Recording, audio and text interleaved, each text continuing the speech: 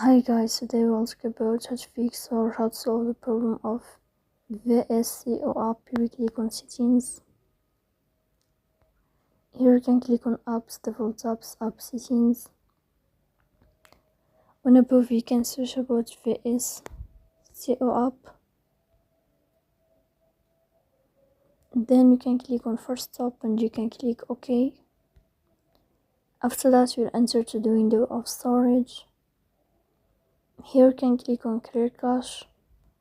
Don't click clear data because that can delete your account.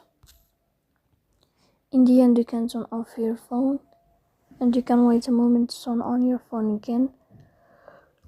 So please don't forget to support us, bell like and subscribe. See you next time in another video, and thank you for your attention and you are watching.